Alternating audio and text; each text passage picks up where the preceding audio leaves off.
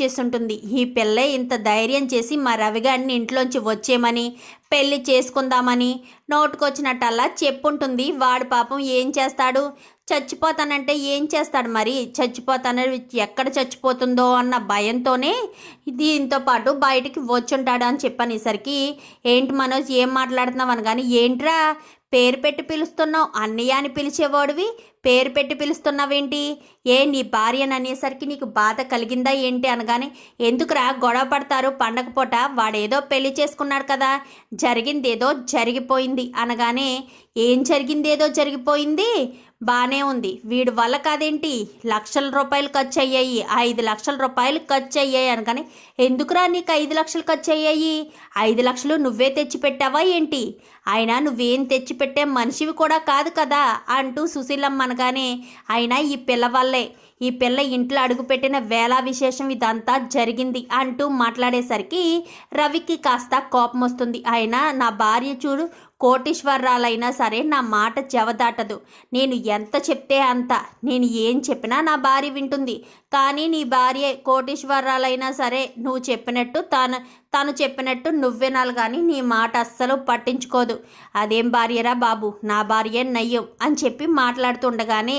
ఇంకా మనోజ్కి మీద చాలా కోపం వస్తుంది రవికి. నా భార్య గురించి తప్పుగా మాట్లాడడానికి వీల్లేదన్నయ్య అని చెప్పాను, కానీ మాట్లాడతానురా, ఏం చేస్తావు అని చెప్పి ఇంకా మనోజు చాలా రెచ్చగొట్టే ప్రయత్నం చేసేసరికి, మనోజ్ నువ్వెందుకు అంత కోపం తెచ్చుకుంటావని కానీ, మరి నిన్నంటే నేను చూస్తూ ఊరుకుంటానేంటి రోహిణి, నీకు బోల్డ్ ఆస్తి లేదా, ఆస్తున్నా కానీ మీ నాన్న విషయం కూడా పక్కన పెట్టి నువ్వు మాతోనే ఉన్నావు కదా అంటూ మాట్లాడేసరికి ఇంకా చెంప చెల్లు అనిపిస్తాడు రవి. అయితే ఏంటి మీ ఆవిడికి కోట్లాస్తుందా చెప్పమను, మీ ఆవిడికి కోట్లాస్తుందని, ఎన్ని కోట్లాస్తుందో ఎక్కడ ఉందో చెప్పమను, ఎందుకు అన్ని అబద్ధాలు చెప్తావని కానీ, ఏంట్రా రవి ఏం మాట్లాడుతున్నావు, మనోజ్ అబద్ధాలు చెప్పడం ఏంట్రా అని చెప్పాను, కానీ నువ్వు ఇలా ఏది చెప్పినా నమ్మేసేటట్టు ఉన్నావు కాబట్టే ఈ భార్యాభర్తలు ఇద్దరూ నమ్మిస్తున్నారు, నిజానికి ఆ విషయం మనోజ్కి కూడా తెలియదనుకో అని చెప్పనేసరికి, ఏ విషయం రా అని చెప్పాను, కానీ ఏ విషయమా, రోహిణి వదినికి ఆల్రెడీ పెళ్ళి జరిగిందన్న విషయం మీకు తెలుసా అని చెప్పనేసరికి ఒక్కసారిగా షాక్ అయిపోతుంది ప్రభావతి. అయితే ఏంట్రా ఏం మాట్లాడుతున్నావు, నోటికి ఎంత మాట వస్తే అంత మాట మాట్లాడమేనా, మీ వదినని కూడా లెక్కలేదా ఏంటి అని చెప్పాను, కానీ దేనికమ్మా పెళ్లి చేసుకుందని చెప్పడం తప్ప ఏంటి, ఆల్రెడీ పెళ్ళయింది, కొడుకు కూడా ఉన్నాడు, నువ్వు ఎంతో గొప్పగా అనుకుంటున్నావు కదా మలేషియా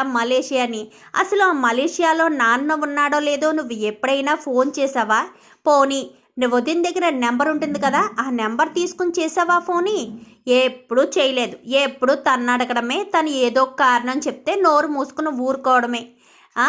ఎప్పుడు మీనా వదిన ఏం తీసుకొచ్చినా అన్నయ్యకి ఏం పెట్టినా కానీ నువ్వు వంకలు పెడుతూ ఉంటావు, రోహిణి వదిన మనోజ్ అన్నయ్యకి ఏం పెట్టింది, ఏం చేసింది, అయినా పుట్టిల్లంటూ ఏమైనా ఉందా, ఏమీ లేదు,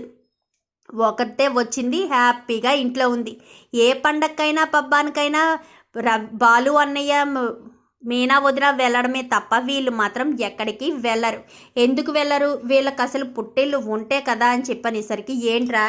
నోటుకొచ్చినట్టల్లా మాట్లాడుతున్నావు అనగానే, నేనేమీ నోటుకొచ్చినట్టల్లా మాట్లాడలేదమ్మా, నిజం చెప్తున్నాను, రోహిణి వదినికి ఆల్రెడీ పెళ్ళి జరిగింది, ఒక కొడుకు కూడా ఉన్నాడు, నువ్వు అనుకున్నట్టు మలేషియాలో తండ్రి ఉన్నాడు అని తెగ సంబరపడిపోతున్నావు కదా, కోట్ల ఆస్తి వస్తుంది, ఈరోజు కాకపోతే రేపైనా వాళ్ళ నాన్నకి వారసురాలు ఈవిడే కాబట్టి ఈవిడికే ఆస్తి వస్తుందని సంబరపడిపోతున్నావేమో, రోహిణి వదినకి అసలు తండ్రే లేడు,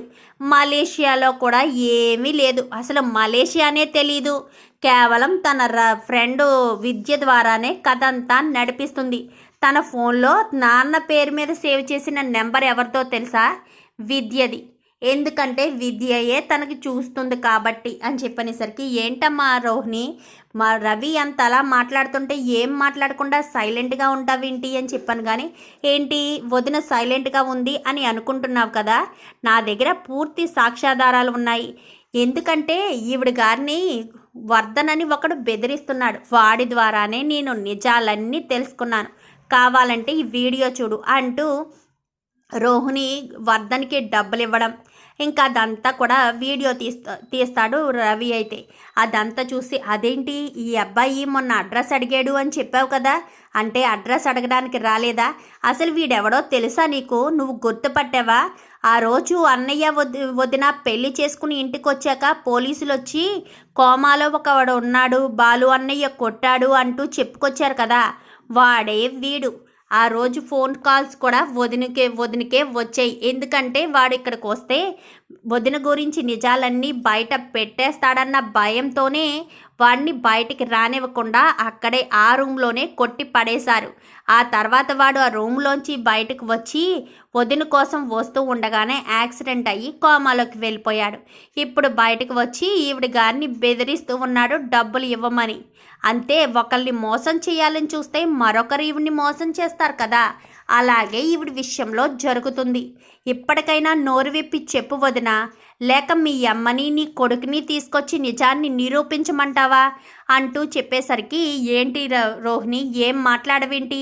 రవి అంత అలా చెప్తుంటే నిజమా కాదా ఇది అని చెప్పాను, కానీ ఇంకా ఏం అడుగుతావు ప్రభా, నిజమా కాదా అని. వాడంత అలా చెప్తుంటే అంటే నీకు కొడుకు మాటల కన్నా కోడల మాటలే విలువెక్కువ. ఓహో, కోట్లాస్తి వస్తుందా పోతుందా అని భయపడిపోతున్నావేమో, నాకు తెలిసి రవిగాడు చెప్పిందే నిజమై ఉంటుంది అంటూ ఇంకా సుశీలమ్మ అనగానే, అవునమ్మా నువ్వు చెప్పింది నిజమే అని చెప్పి ఇంకా సత్యమైతే అంటాడు, మాట్లాడు రోహిణి అని చెప్పనేసరికి, అవునత్తయ్య రవి చెప్పిందంతా నిజమే అని చెప్పనేసరికి ఒక్కసారిగా ప్రభావతికి కోపం వచ్చి చెంప చెల్లుమనిపిస్తుంది. మరి ఇప్పుడు ప్రభావతి ఎలాంటి నిర్ణయం తీసుకుంటుంది, రోహిణిని ఇంట్లో ఉండనిస్తుందా లేక ఇంట్లోంచి బయటకి గెంటేస్తుందా, అసలు ఏం జరగబోతుంది అనేది రాబోయే ఎపిసోడ్స్లో చూసి తెలుసుకునేద్దాం. మా వీడియో కనుక మీకు నచ్చినట్లయితే వెంటనే లైక్ చేసి మా ఛానల్ని సబ్స్క్రైబ్ చేసుకుని పక్కనే ఉన్న బెల్ సింబల్లో ఆల్ పై క్లిక్ చేయండి. ఎలా చేయడం వల్ల అందరికంటే ముందుగా చూడవచ్చు.